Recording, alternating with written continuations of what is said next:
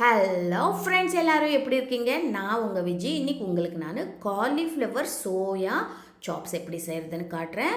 நான் cauliflower soya இந்த இந்த மாதிரி செய்யும்போது வீட்டில் எல்லாருக்கும் ரொம்ப பிடிக்கும். அதே மாதிரி இந்த டேஸ்ட் வந்து ரொம்ப வித்தியாசமாக கொஞ்சம் டிஃப்ரெண்ட்டாக ரொம்ப நல்லாயிருக்கும். அந்த ஃப்ளேவரு அந்த இது ரொம்ப நல்லாயிருக்கும். நான் வந்து இன்றைக்கி சோயா சங்க்ஸ் எடுத்திருக்கேன். அது வந்து சின்ன சைஸ் சோயா சங்க்ஸ் எடுத்திருக்கேன். இது எப்படி செய்யலான்னு பார்க்கலாம் வாங்க. ஃபஸ்ட் டைம் சேனல் பார்க்குறீங்கன்னா சேனலுக்கு சப்ஸ்கிரைப் பண்ண மறக்காதீங்க. பெல் பட்டன் ப்ரெஸ் பண்ணிங்கன்னா உங்களுக்கு நான் போடுற வீடியோஸ் அப்போது நோட்டிஃபிகேஷன்ஸ் வரும். இப்போ பாருங்கள், சூடு தண்ணி நல்லா கொதிக்கிற தண்ணியில் சோயா போட்டு மூடி வச்சுட்டு ஸ்டவ் ஆஃப் பண்ணிவிடுங்க. ஒரு 5 நிமிஷம் அப்படியே விட்டுருங்க. சோயா நல்லா வெந்து வந்துடும். இப்போது கடாய் சூடு பண்ணிக்கோங்க. இதில் 2 ஸ்பூன் எண்ணெய் விட்டுக்கோங்க. இதில் இஞ்சி பூண்டு விழுது, வீட்டில் அரைச்ச ஃப்ரெஷ் இஞ்சி பூண்டு விழுது இதில் சேர்த்துக்கோங்க. சோயா சங்க்ஸ் வந்து நீங்கள் எந்த சைஸ் வேணாலும் எடுத்துக்கலாம். பெரிய சோயா சங்க்ஸும் எடுத்துக்கலாம், இந்த மாதிரி சின்ன சோயா சங்க்ஸும் எடுத்துக்கலாம்.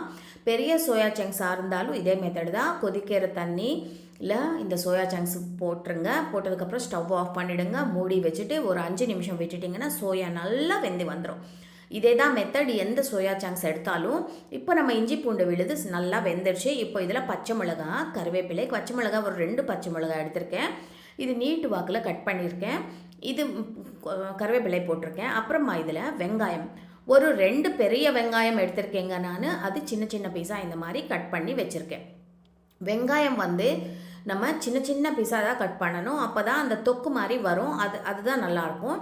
இப்போ இதில் காலிஃப்ளவர் நல்லா ஒரு பாதி காலிஃப்ளவர் எடுத்திருக்கேன். இந்த உப்பு தண்ணியில் நல்லா ஒரு 5 நிமிஷம் ஊற வச்சிட்டிங்கன்னா அதில் இருக்கிற அழுக்கெல்லாம் போயிடும். அப்புறமா நீங்கள் இதில் நல்லா ஃப்ரெஷ் தண்ணியில் கழுவிட்டு சேர்த்துக்கோங்க. இப்போது இதில் தக்காளி ஒரு 2 தக்காளி எடுத்திருக்கேன் நான். நம்ம செய்கிற இது 4 பேருக்கு போதுமான பொரியல் நான் காட்டுறேன். நீங்கள் எந்த அளவுக்கு இது செய்கிறீங்களோ, தொக்கு செய்கிறீங்களோ அதுக்கு தகுந்த மாதிரி நீங்கள் தக்காளி வெங்காயம் சேர்த்துக்கோங்க. இப்போ இதில் மஞ்சத்தூள் போட்டிருக்கேன். மஞ்சத்தூள் போட்டால் அந்த கலர் நல்லாயிருக்கும். அதே மாதிரி மஞ்சத்தூள் நம்மளுக்கு ஹெல்த்துக்கும் ரொம்ப நல்லது. இப்போது நம்ம ஒரு சிட்டிகை மஞ்சத்தூள் போட்டு நல்லா மிக்ஸ் பண்ணிட்டோம். மிக்ஸ் பண்ணதுக்கப்புறம் இதில் ருசிக்கேற்ப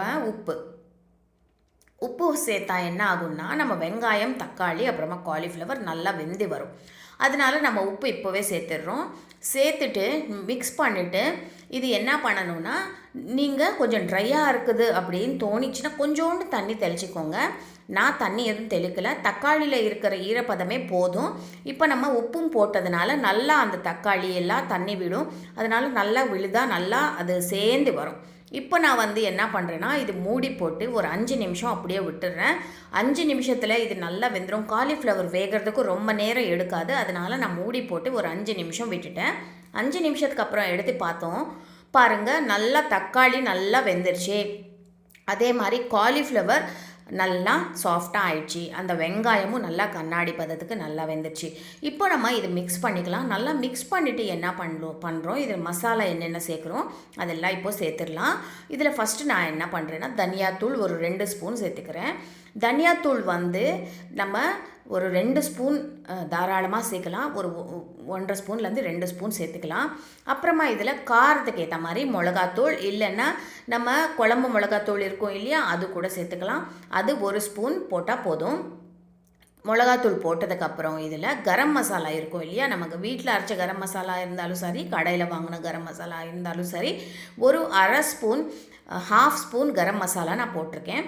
கரம் மசாலா போட்டதுக்கப்புறம் நம்ம இதெல்லாம் சேர்த்து மிக்ஸ் பண்ணிடலாம். கரம் மசாலா என்னென்னா, நம்ம இந்த ஃப்ளேவருக்காக தான் போடுறோம். அதனால் ரொம்ப நிறைய போட்டிங்கன்னா கசப்பு தன்மை வந்துடும். ஒரு 1/2 ஸ்பூன் மட்டும் போடுங்க போதும். நல்லா மிக்ஸ் பண்ணிக்கோங்க. மிக்ஸ் பண்ணிவிட்டு இதில் ஒரு 1/4 கப் தண்ணி ஊற்றுங்க. தண்ணி ஊற்றிட்டு இது நல்லா ஒரு அந்த மசாலா எல்லாம் இப்போ ஃபஸ்ட்டு எண்ணெயில் இந்த மாதிரி வதக்கிடுங்க. ஃபஸ்ட்டு அந்த தனியாத்தூள் இதெல்லாம் பச்சை வாடை இருக்கும் இல்லையா, அதெல்லாம் நல்லா போகணும். அதுக்கப்புறம் இதில் நம்ம சோயா சங்க்ஸ், ஏற்கனவே சோயா சங்க்ஸ் பாயில் பண்ணி வச்சுருக்கோம் இல்லையா, அந்த சோயா சங்க்ஸ் இதில் சேர்த்துக்கோங்க. சேர்த்ததுக்கப்புறம் ஒரு 1/4 கப் தண்ணி நீங்கள் சேர்த்துக்கலாம். தண்ணி ஏன் சேர்க்குறோன்னா, அந்த தொக்கு வந்து நல்லா கொதிக்கணும். கொதிச்சாதான் அந்த சோயா சங்க்ஸில் அந்த ஃப்ளேவர் எல்லாம் இறங்கும். அதனால் நம்ம இப்படியே இது பண்ணோன்னா அந்த சோயா சங்க்ஸ் வந்து கொஞ்சம் டேஸ்ட்லெஸ்ஸாக இருக்கும். அதனால் நம்ம என்ன பண்ணுறோன்னா, நல்லா ஒரு மாட்டி மிக்ஸ் பண்ணிவிட்டு இது வந்து கொஞ்சம் தண்ணி ஊற்றிட்டு ஒரு 5 நிமிஷம் நல்லா கொதிக்கணும் இந்த தொக்கு. அப்போ தான் அந்த எல்லாத்துக்கும் அந்த ஃப்ளேவர்ஸு, அந்த நம்ம போட்ட உப்பு, காரம் அதெல்லாம் நல்லா இறங்கும். அப்போ தான் இந்த டேஸ்டியாக ரொம்ப நல்லாயிருக்கும். இது நல்லா மிக்ஸ் பண்ணிட்டோம் இல்லையா, ஒரு 5 நிமிஷம் அப்படியே விட்டுடலாம், நல்லா கொதிக்கட்டும். இது மூடி போட்டு ஒரு 5 நிமிஷம் விட்டுடலாம். இந்த சோயா சங்க்ஸ் பண்ணும்போது நீங்கள் என்ன பண்ணணும்னா, ஃபஸ்ட்டு சோயா சங்க்ஸ் நல்லா ஊறினதுக்கப்புறம் அதில் இருக்கிற தண்ணி எல்லாம் நல்லா புழிஞ்சிட்டு எடுத்துருங்க.